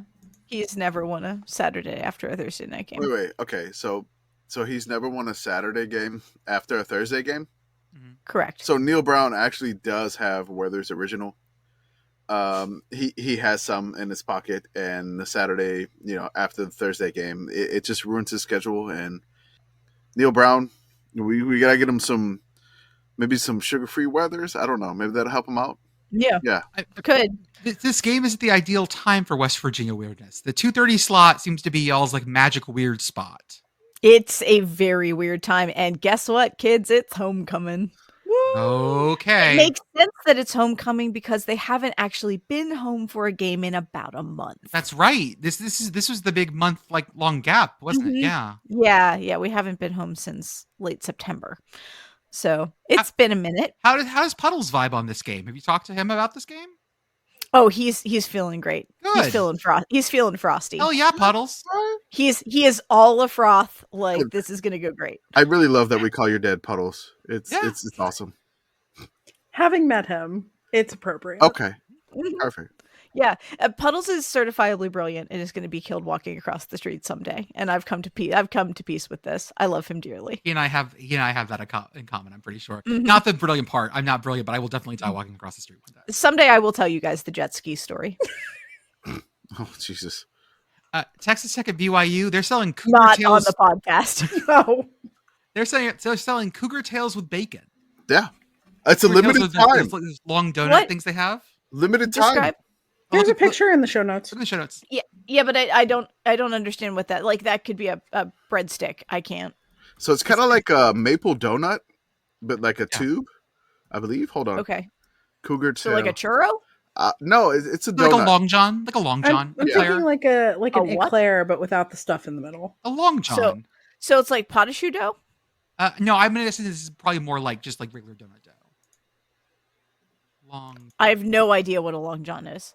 A long john is a place that sells battered fish, Or it is like a shirt and pants. and apparently also sells the cracklins from said battered fish as like a condiment you could put on stuff. Yeah, you can. That's a long john. I just posted in the chat. It's like a long yeast donut that's filled with things. It's like a sideways donut, like just a non-circular donut. yeah. It's Okay. a donut that looks kind of like a ruler, I guess, so to speak. Dough slab. Yeah. Idea: non-Euclidean donuts. Ooh. Donuts with an Euler number of 0. So it's a very poofy, skinny Pop Tart. Yes. With bacon. Ooh, they have all sorts of Cougar Tail flavors. Yes. I posted some. That orange roll one looks really good. Birthday cake, blue velvet. What's blue velvet? Time out. I know what red velvet is. What is blue velvet? I assume that it's just so it's BYU colored. Okay. Was that a movie? Oh, because they can't have red because it would be. Was Steve Martin in that movie? I believe so. Okay. I mean, it was also a hit song by Bobby Vinton that I just sang very badly. Shout out to Bobby Vinton. Thanks, Grandma. The BYU magazine has a very cute comic about how university father snacks came to be, including links of cougar esophagus, cougar pinky toe, cougar collarbone, and cougar tail. Sure. Nothing better than political cartoons for colleges. Yeah. Blue Velvet is a 1986 American neo-noir mystery thriller. Written and directed by David Lynch. Oh, yeah. The discovery of a severed human ear found in a field leads a young man on an investigation. That sounds about right. It's that's a great David Lynch movie. That really is. That movie is good. Yeah, it's a good one. I hope you don't find a severed human ear in your Cougar Tails. No, definitely not. Just bacon on top. Limited edition version of bacon. As for the game, Texas Tech, 3-4. They are favored by 4.5. They are at BYU. This is BYU's homecoming. Blue Velvet's also, according to Wikipedia, a mixture of morphine and an antihistamine. Oh, that's definitely what's in the Cougar Tail. That's what's going on. What the fuck is this? Morphine and Zyrtec. What the fuck is this? Anyway, sorry, go ahead. Okay. So that's what this game is. Texas Tech versus BYU. We previewed it. Sounds good to me. Morphine. So Texas Tech must be the morphine, and BYU is the antihistamine. Yeah, enjoy the Cougar Tails with bacon. I have no idea what's going to happen in this game, but I can't wait to watch. Eastern Michigan. Sounds like you won't have the sniffles at the end of it, so Definitely that's not. nice. Your nostrils will be dry and ready to roll. Eastern Michigan and Northern Illinois. I don't know what the fuck Northern Illinois is yet. I don't know. Like Eastern What Michigan, happens? I don't know what they are either. Like Eastern Michigan is 4-3, NIU is 3-4, and this is just like middle of the road. So Mac. This is so Mac. This Yeah. is Who Mac- keeps making the sauce chart I bigger? do. I can't read it. Damn it. Soon the sauce chart will blot out the sun. Moving on to the next game, we have Buffalo at Kent State, and we are using the Buffalo Wild Wings chart to figure out which sauce flavor that we believe Buffalo Jordan, will stop be. it! And Jordan keeps increasing the Buffalo Wild Wings sauce chart in our show notes ever so slightly. It's so ridiculous. It keeps going. Against Kent State. Mm-hmm. Not so fast, my friend. Against Kent State, I think they're going to be Asian zing this week. Okay. Okay. Oh, so like sizzling, like a little think bit so. above medium. Okay. I think they're Asian zing this week. Not Caribbean jerk yet. Okay. Not desert heat, desert heat. Sorry. We have innovated in wing technology. Love it. Buffalo wing dessert. wings. I'm crying. Oh, this has gone so far off the fucking rails, y'all. I love It's- it. Obviously, we didn't zoom in far enough. Hi, Podcat. Exactly. So there's one word that I can't say like often because it's a word that I don't know how to describe this, but my wife enjoys when I say this word, so I don't get to say it much because she likes how my voice says it. Okay. So for the spice level of Buffalo, it is honey barbecue. You're so Ooh. breathy on the H. It's so Yeah. breathy. We talk, yeah. I mean, Honey. I can't say honey because Honey. apparently somebody complimented my voice at one point, and they said my voice was smooth as honey. I completely disagree, but I just can't say that word, so I have to refer to it as H or blank. So unless I want to like, start it's, something, like it's a naughty word in your house. unless I want to start something. So Okay, there you go. Oh boy. Oh my. Let's go on quickly. Moving on. Memphis at UAB. This is the Battle of the Bones, the best fucking trophy. This is a 100-pound bronze rack of ribs. I really love, like, you tweeted it, like, this may be the top 5 trophy, and then Holly Anderson was like, no, this is the best one. This is the best, yeah. And I'm like, okay, Holly, she's right. Holly has spoken. Holly has spoken. It is the best rivalry trophy. The Bones Trophy, which is 100-pound bronze rack of ribs, Perfect. alluding to the two cities' reputation for barbecue, which I've never had Birmingham barbecue, but I'm going to have to try it the next time I'm there. It was good. You know, the battle for the Bones. Memphis at UAB. Memphis needs to bounce back after that loss to Tulane. UAB needs to bounce back after that loss to UTSA. I don't even care about this game. Like, can I get to this barbecue festival that they have associated with this game? I just want to eat all the barbecue that they have. That's it. There you go. A break for some of our advertising, as always, for $5 a month. You can join our Patreon and get access to our Discord. Get to talk about our weekly rating debates. Get to post pictures of your animals. Get to look at all the weird stats we find. Help me proofread things. That's a privilege. And you get to join with us and tell us about how bad our opinions are. It's wonderful. You also get, if you get access to the Patreon, you also get access to Commish's Corner, our special podcast, where Commish talks about all sorts of random things. This past week, the last episode was about the kangaroo kicker, a kicker from Wisconsin who was so popular he had to fake his own death.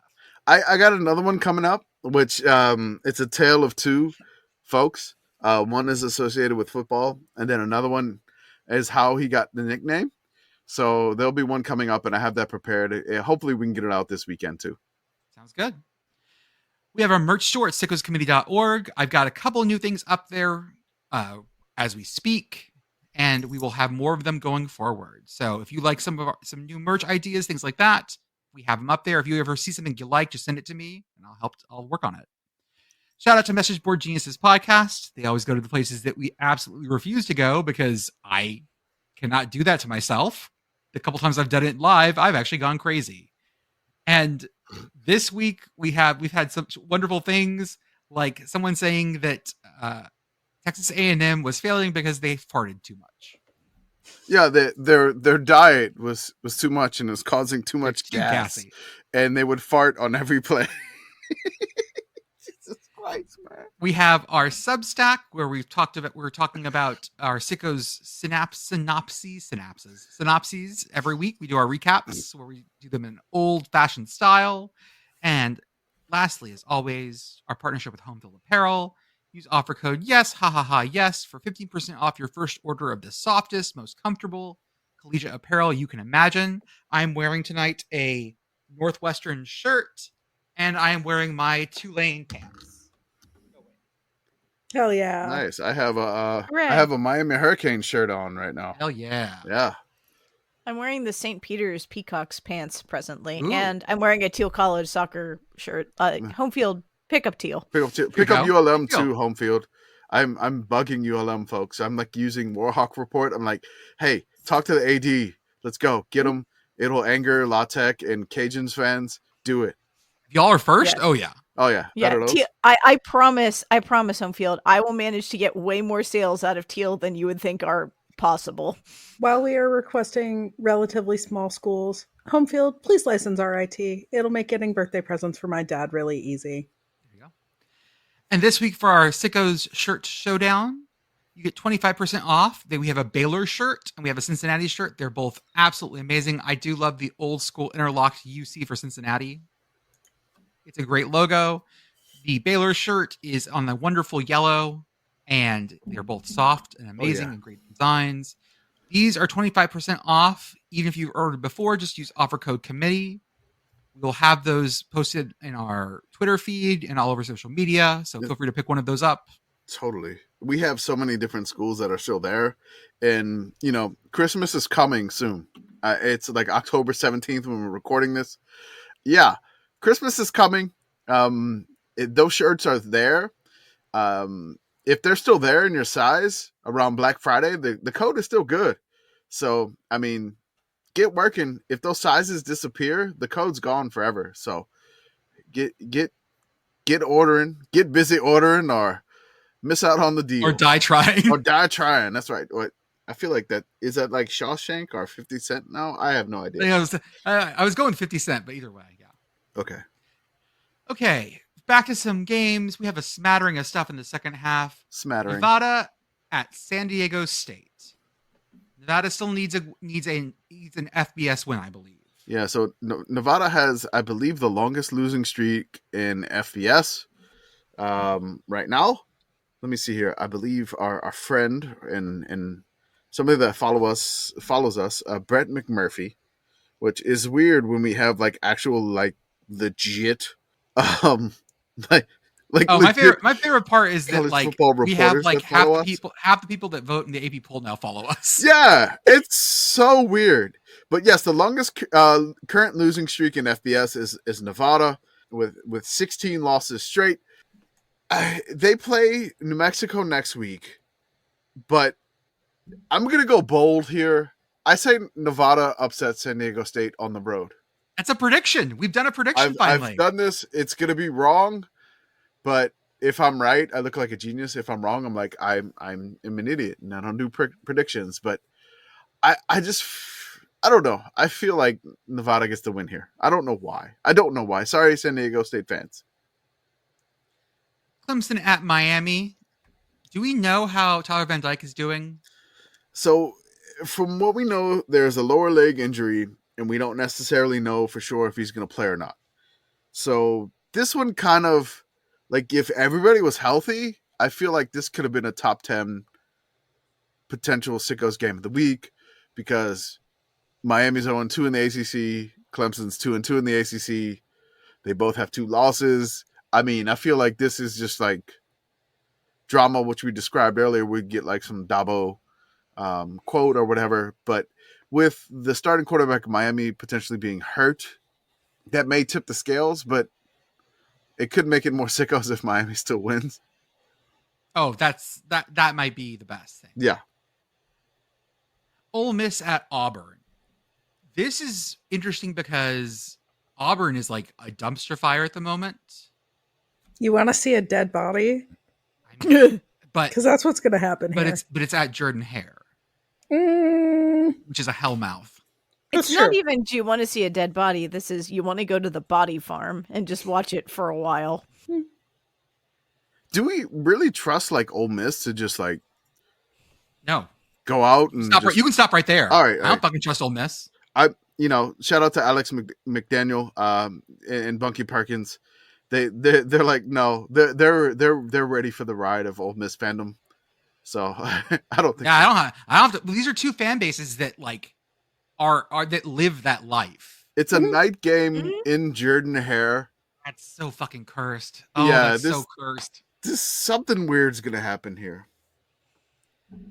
Air Force at Navy. Where's this game being played? Is it a if neutral it's at site? Navy, I assume it's in Annapolis. No, I think I said at. I didn't mean that. I think it's in a neutral site, but I'm not 100% sure. Let me try to figure that out. No, this is in Annapolis because this is one that usually gets a weird neutral site. Like this one was played in Dallas. Dallas actually in like the big giant grill that the Texas Rangers play. No, it was played at the old Rangers ballpark, which is now a football stadium. Like it was a really weird choice. Okay, so yeah, this is actually on campus in Annapolis. Wow. Okay, cool. That's awesome. Biggest problem here is that Air Force is without their quarterback. But I could see where that would be a problem. But it's Air Force. So having a quarterback is not super important, except that you need a quarterback who knows how to read what's coming at them for what they run. So that's going to be, I don't know. I have no clue who their backup is. I don't know anything about Air Force's depth. So I'm just talking out of my ass. So they have a senior quarterback that is going to be thrust into action, which I don't necessarily know if they miss a beat, but when you get 2 service academies together, they know each other in and out. Right. And it's never, extremely rare that we'll get a blowout. So it should be fun. Oh yeah. This game is always, or it feels like it's always 17-13 or whatever. Mm-hmm. Yeah. I could totally see that. I mean, really 17-13 just feels right. It was 13-10 last year. Just to give you an idea. That went to OT too, didn't it? No, that one. Oh, it almost went to OT. Okay. Yeah. Utah State at San Jose State. This is another like weird chaosy game because these two teams have both been on the end of weird games as well. Mountain West has had a great vibe this year, and I don't think I've said it enough, but holy shit, they've been fun. It's not because that the Mountain West commissioner actually follows the Sickos Committee account. It's not because of that. I'll say that. But yeah, that's hilarious that a commissioner of a conference follows Hell us. yeah. Yeah, which is amazing. Like a FBS conference, we already have like the commissioner of the Big Sky that follows us. A big FCS. We got plenty of those. We got plenty of those. But like, yeah, no, this one would have been the ideal Friday night game for me. Right? Friday night, late night, Utah State at San Jose State. San Jose State showing off their new finished construction stadium. Both of these teams are, I feel like they're very close talent-wise, and both of them are well coached. They are both feisty. They both never quit. I'm thrilled for this game. Like this is one that is going to be very close, and both need this to try to get the bowl eligibility. So this is some Mountain West fun here. I mean, I still go back to this tweet that I saw in August where somebody was just like, I mean, I don't even know who it is, but it was like, nobody stays up to watch the Mountain West. And I'm like, we fucking do. Yeah. This shit is awesome. The Mountain West rocks. This is amazing. Like Mountain West football is so damn good. It is so wild. It is so like we've had so much good West Coast football. Oh my this year. god! Like, yes, like we've been spoiled. Yeah, like this is the Mountain West was pretty assy last year. Like I'm gonna be really honest here. Like it did not have this depth last year. No, and so having a good Mountain West combined with a crazy ass Pac-12 has just made the evening slates so much fun. Not great for my sleep, mind you. Yeah, I ain't getting much sleep, but you know, whatever. I ain't getting much sleep anyway. I got an 8-month-old that headbutts me in the mouth. But yes, head on a swivel, Commish. I mean, I let my guard down. That's all me. Now I'm all like timid and whatnot. But yeah, Utah State, they will go down and then will fight back. In San Jose State, they'll drop like 30-something points on you in a quarter. Who the hell knows? Should be fun. Good uniform matchup too. Like the blue and the yellow and oh man, this is gonna be a great one. Western Michigan at Ohio. Ohio got NIU'd last week, so who knows what they're gonna look like coming out of it. I think they're the better team. I think they're the better team here, but again, MAC at this point is a number generator. I think I realized the other day why so many people don't follow the MAC or like get weird about the MAC. It's because there isn't like a consistent top team all the time. And they start blending together just a little bit. Unless you're like us that like watches back football and knows the teams individually, it gets very easy for these schools to all get like blended together. I get that. Yeah, but also watch the fucking MAC. There hasn't been that team that has flirted with like the New Year's Six in a while. Like not since PJ Fleck Western. PJ Fleck Western, and then you had like the NIU Jordan Lynch. Yeah. That went and had to play Florida State in the Orange Bowl, I believe. That's right. I mean, they fought pretty hard in that game, but I mean, it was just whatever. But like, yeah, I mean, you haven't had that crazy, one loss MAC team that you get. You know, they normally get beat up and out of conference, and then they kind of beat each other up a little bit. So you haven't had like that MAC team that has just made the rankings. So let's see if Ohio can get back on track here. Western Michigan fought well with Mississippi State, so it should be fun. I mean, I don't know if they'll get back on track. One of the things I love so much about the MAC is that year in, year out, what they give you is incredible conference parity. Mm-hmm. Yes. Like, and they give it to you consistently. They've given it for decades. Yep. Pretty parity. If you're a MAC team, really like some of the close games you flip on its head, like the NIU in 2021. Yep. Like they won so many one possession games, they wound up winning the MAC. Then the next year they finished like 3-8.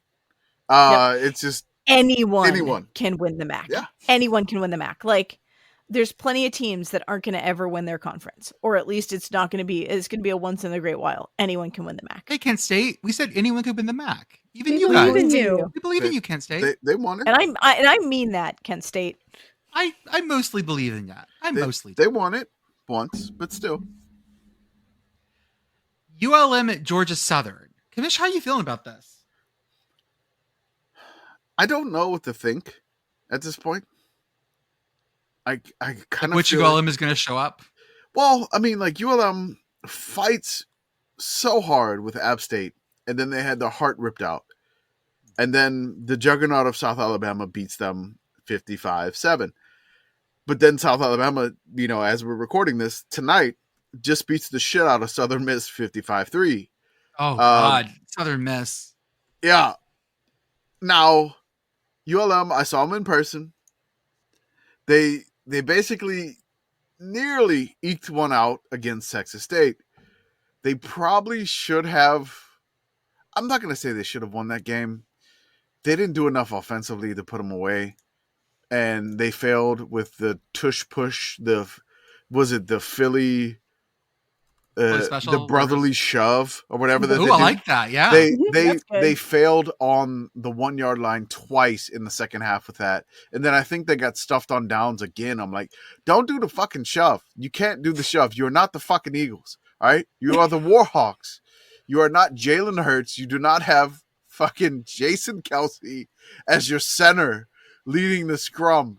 All right. Do something a little bit different. Do a normal quarterback sneak. You don't need to do that formation. Just do a normal sneak. Like, you don't need that shit.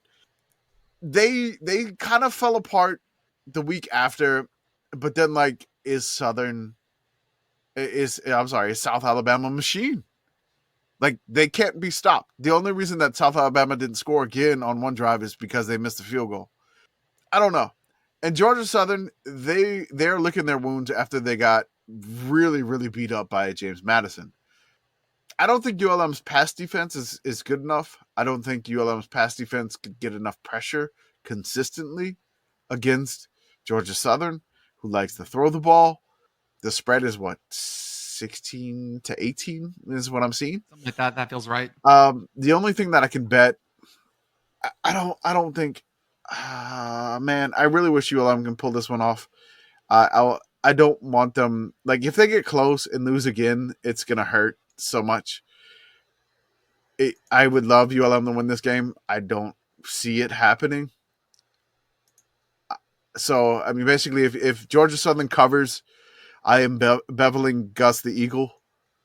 Gus the Eagle will be beveled. If ULM wins, I will just be happy with a win. Georgia Southern doesn't have to do anything for me. There you go. I will say also, looking at the South Alabama Southern Miss score from tonight, South Alabama's punter did not go on the field once. He ain't go on the field once against ULM either, except the hold. Oh, okay, yeah, maybe he went on for a hold. I wasn't sure about that, but yeah. South Alabama did throw one interception at the very end of the game. Oh. So, trash team. Horrible. That was their backup quarterback, by the way. Okay, yeah. Terrible. So, Southern Miss had 149 total yards, which ULM had, it said about 250. But, against South Alabama is a machine. I don't know what happened. And this is in Statesboro. Yeah, I don't think I want ULM to win this, but just my gut is saying no. I want lots of things. Yes, I do. I wanted Commish to come on this podcast without an idea of what to do for a bet so that I could make him sing a song by Statesboro's own Sutton Foster. But what is that? Oh well. What is that?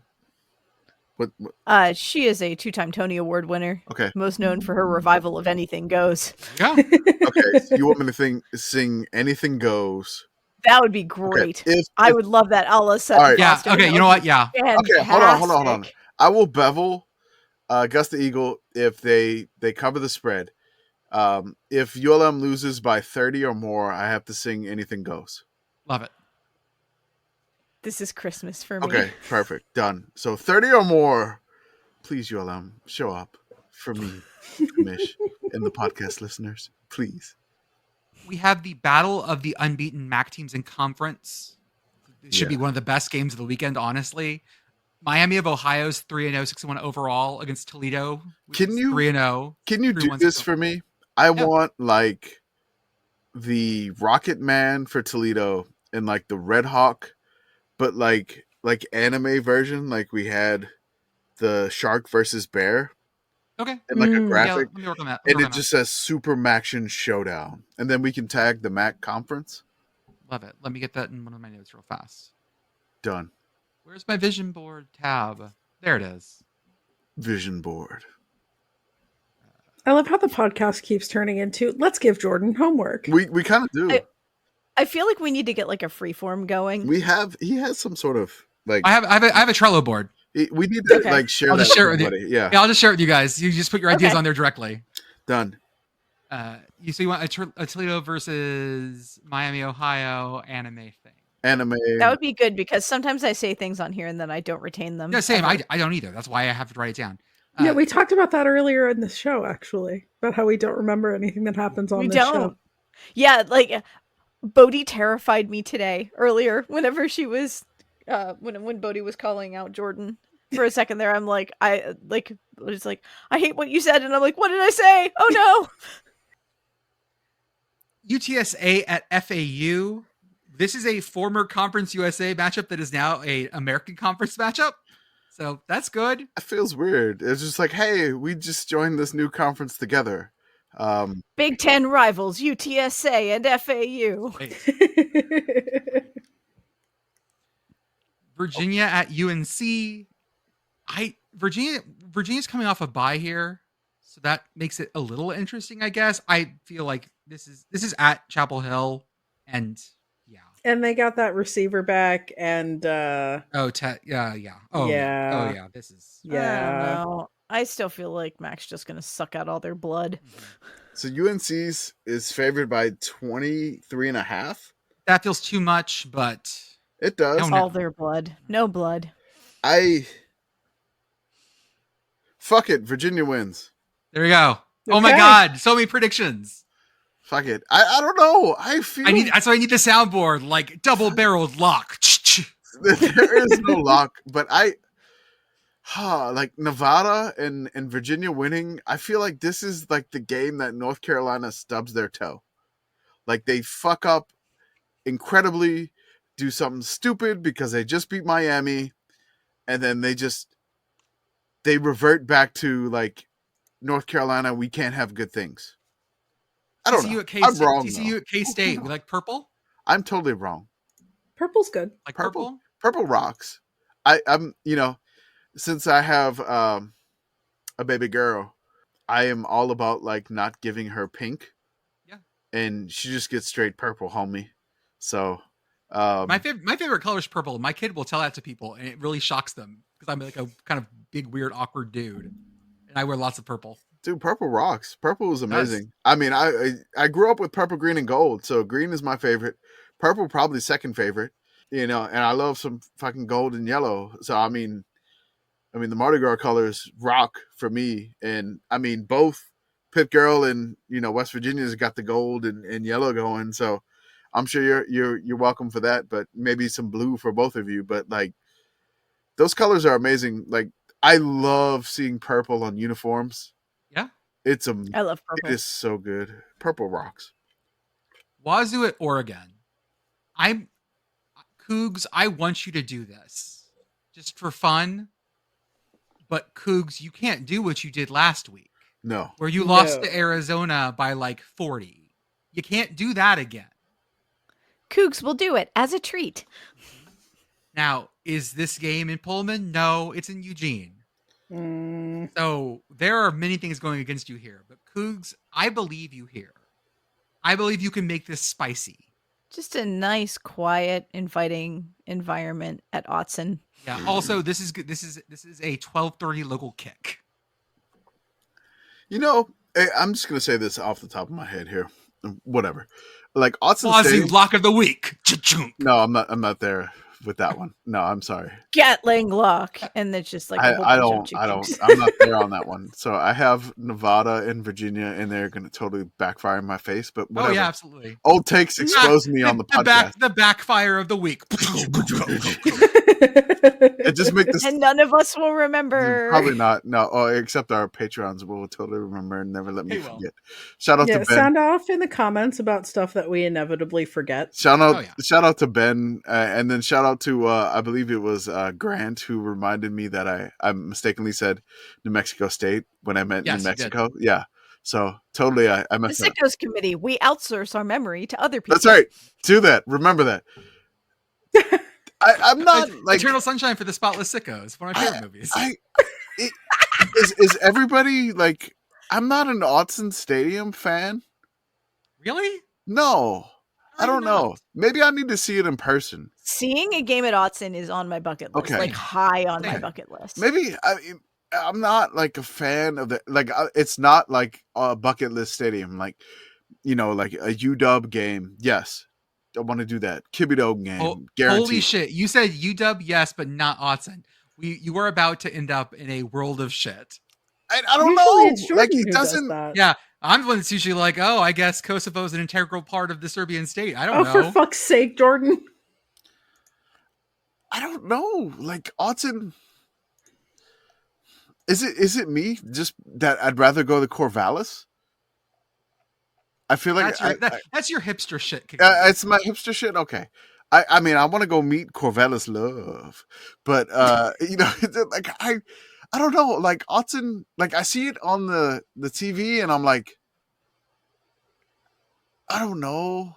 Like it looks like a great place to see a game, but it's just like I'm not drawn there. Okay. Like it's not calling me. Like I don't know. Like it doesn't feel like Corvallis is calling, and Commish must go. It doesn't feel like my people. Okay. Like me. Like I don't feel like you're not super Oregon. If I have to admit, like I don't picture you as being a super Oregon kind of person. I mean, I love the Ducks. I love Oregon. I love the program. I love the football team. No, I mean the Oregon vibe in general. Like I can't picture you in like Portland circa 2005. I feel like Pitt Girl is maybe the most Oregon person on this podcast. I've never been to the Pacific Northwest. I'm pretty hip. No, just vibes. Like it would be either you or Jordan. Yeah, I do have a history of being like pretty hipster trash, so that might work. I can't grow the mustache though. I don't know. I would ride a penny farthing bike if you gave me the chance. I feel like Oregon's like the big program of the state, and maybe it is the hipster thing in me. Like I'd rather go to Oregon State. Maybe it is. I don't know what it is, but it's just I love Oregon. I love their football team. I love like their colors. I mean, they got green. I mean, of course, I love fucking green. We're back to the only thing that takes a case like your team is green. I mean, it's green. I love it. I love the Ducks. I love the mascot. I love everything about it. It's just like the stadium doesn't call me. It's weird, and I don't know what it is, but it's just something that's just very strange. I don't get it, but it is an intimidating place to play. It is something that is very difficult to go in and play in Wazoo. They tend to do stuff like this in certain places, but do I think they'll do this week? Probably not. But it I don't know. It doesn't feel like, no offense to any Oregon fans whatsoever, I just don't feel the draw to Autzen, but I know it's like intense. Like I know, like I'm not going to compare you to Ohio State, but like Columbus, I don't want to go to Columbus. I don't want to go see an Ohio State game at the stadium. I'd rather go to a different stadium in the Big Ten. Like the Kinnick folks, they're my people. I'd rather go to like Minnesota game or Nebraska. They're my people. But like it's intimidating as shit to play there, and I don't know. I'm off on a weird rant that I'm talking about stadiums that draw me or not. I have no idea. Yeah, this has been good. This is not scripted. Not scripted whatsoever. I need to see the outside of the stadium, but it just feels like the interior. It feels very like gladiator-esque. Okay. Like very intimidating, like very loud. You were on one tonight. That's good. I don't know what it is, but it's just I mean, I got smacked in the face by That's what by it is. Amos, though. That's I- what it is. You're lightly concussed. I All am makes I sense am now. concussed. I am definitely Cool. concussed. Okay, Grandpa, We can we'll get move you on. home. We can move Is on. anyone going to be So- happy at the end of Tennessee, Alabama? No. I mean, if you enjoy watching a whole bunch of fans that are like, I'm not mad, I'm just disappointed. Like, Like, whoever wins this is going to be, like, unhappy. They're not going to be Message happy. board geniuses is going to be mad at, or is going to be happy Everything. at the end of this game. Printing money off this game. Guaranteed. Army at LSU? Hey, LSU, what the fuck are you doing playing Army in mid-October? Oh no! oh no. Oh no! Are they not going to support the troops, do you think? No, actually, I'm knowing this the other way because LSU's defense is so bad. Oh, I hadn't considered that. Oh my. Yeah, gonna just put a big circle around this one. Where are they putting this game? Is this on like SEC Network Plus maybe? I can't imagine they're putting this on some place where people can see this. It's got to be SEC Network. That's main SEC Network. Okay, that's national. That might be Beth's game of the week. LSU is favored by 30. Oh, that's so a many lot. points. That's so a lot. That's so a lot. And like, I get that LSU can score really fast, but like, that's so many points against Army. How about green versus green? We have the Mean Greve versus the Green Wave. And It's homecoming. Sold out. Autzen Stadium. Tickets to get into this one are like 4 times more expensive for Saints game. that's amazing. I fucking love it. Like, way to go, Tulane fans. Way to go, New Orleans. Shout out to this one. Green versus green. Only one green survives. Other fun stuff. App State at Old Dominion. Coastal at Arkansas State. Utah at USC. Ooh, hey USC. I hope you bring some tape for that rock fight. Oh my god. Like, Yeah. I don't even know.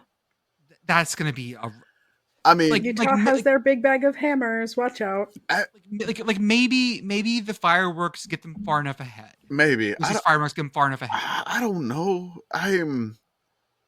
Utah's going to be fired up. It's on the road, though. We'll see. Michigan at Michigan State. Happy trouble with the snap anniversary today on 10/17. Many happy returns to you and yours. Yes.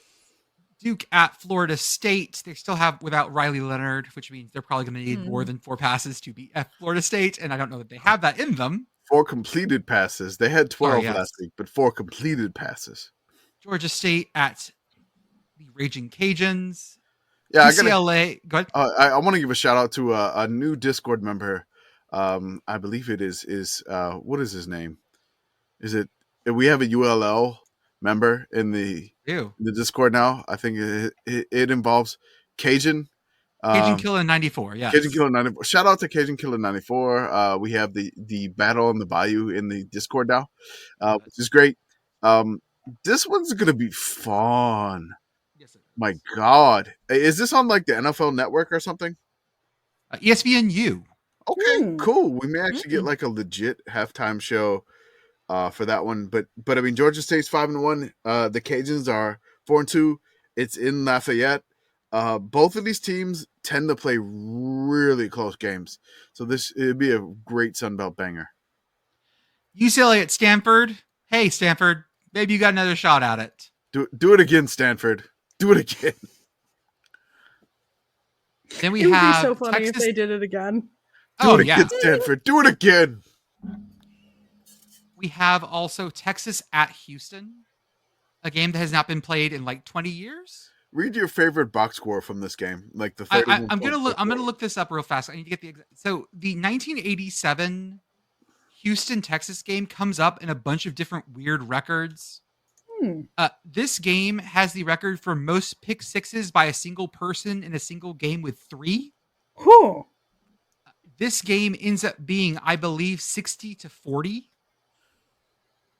This was also, let me find it. Yeah, most touchdowns scored on runbacks. 3. It was 3 interceptions. Yes, Johnny Jackson, Houston versus Texas.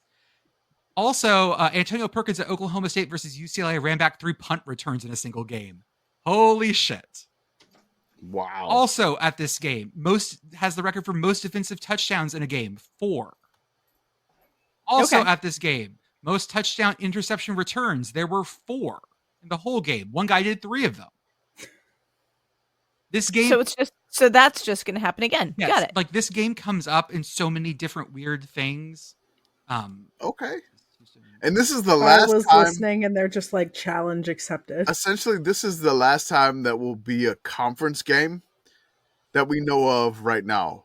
Yes. I mean, once Until Houston goes to the SEC. until Houston winds up in the SEC. Also, the 87 game was in the Astrodome, Oh God. and also 3 of those interception return for touchdowns were in the fourth quarter. Houston scored 31 in the fourth quarter. My God. So it was like this box score is amazing. I'll post more about it on Saturday. It's great. The Cougar Coaster has always been with us before Dana Hogerson. We go to FBS now. We start with R. FCS. Is that you, Bethany? What? It is. It was Someone has to FC. try and keep us on schedule. It was FCS. We have Central Connecticut at Wagner. Tickets for $9 if you're on Staten Island. Merrimack at LIU in Old Westbury, New York. St. Francis at Duquesne in Pittsburgh. And Sacred Heart at Stonehill in northeastern Massachusetts. If I was in Pittsburgh, like, Pitt is at Wake Forest, right? Mm-hmm. Yeah. Like, Duquesne has like a stadium in the middle of campus, in the middle of Pittsburgh. It's great. It seats like only 2,000. It's wonderful. It's just like $2,000. I would go check Right. out a game there, guaranteed. Yeah. It's on the bluff. It probably has pretty good views of the south side too. I've never does. been there. Yeah, it does have pretty nice views, and the parking is half decent if you just park down by the ring. You can park on I think you can park on like across the street from the stadium, just on the road. I wouldn't, but I hear kinda. that Duquesne parking enforcement is pretty stringent. There you go. Well, every campus fucking parking enforcement sucks ass, but it's just whatever. We have our Big Sky Bangers of the week. The Oh. prime time game is Montana State at Sacramento State at 9:30 on ESPN2. Holy Fuck shit. yes. That's going to be a great Holy goddamn game. shit. On What at the same time, by the way, as Arizona State, Washington, and UCLA Stanford. That 9:30 spot is going to be really fun. Wow. My Looking God. forward to this. Thank you, Big Sky, for putting this out there like this late on ESPN2. Holy shit, what a game. 5-1 versus 5-1. They didn't play last year, and they both were undefeated for the longest. But now they play this year. This is going to be great. Other Big Sky Bangers, we have Idaho State going to Portland State, Weber State at Eastern Washington, and North Colorado at Cal Poly. It'd be fun. I'm curious to see if Northern Colorado gets their first win at Cal Poly. Other fun stuff. Maine at Campbell, Bears versus Camels. I just love the fact that Maine is the Black Bears, and no matter what they play against, it's always a weird mascot, it seems. Mhm. So it's like they just played against the Sharks. Now they're playing against Camels. It's so great. Weird mascots only. Yeah, weird mascots only. The Black Bears versus, the Maine. Let's see what they've played so far this year. They've played the Panthers. They've played the Bison. They've played the Rams. They played the Tribe. They've played the Sea Wolves. They've played the Spiders. And they Bears versus Spiders is great. they played the Sharks. Now they're playing the fucking Camels.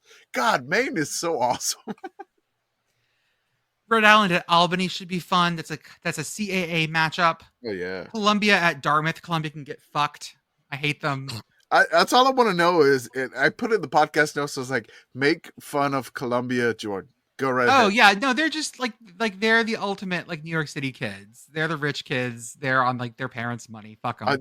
Do they like live in like a certain neighborhood that we can make fun of? Is it like? I mean, are they in, like Columbia is walled off from the rest of the city because they don't want like the poors coming in.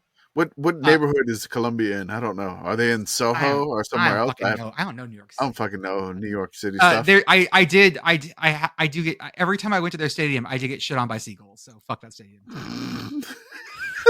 Somewhere there's also a picture of me like riding the giant lion statue as well. South Dakota at Indiana State. Sycamores are going to have a rough week this week. It feels like Western Illinois at North Dakota State. North Dakota State's very, very angry. Leathernecks, this may not be a good week for you either. And New Hampshire at Stony Brook, another great CAA matchup.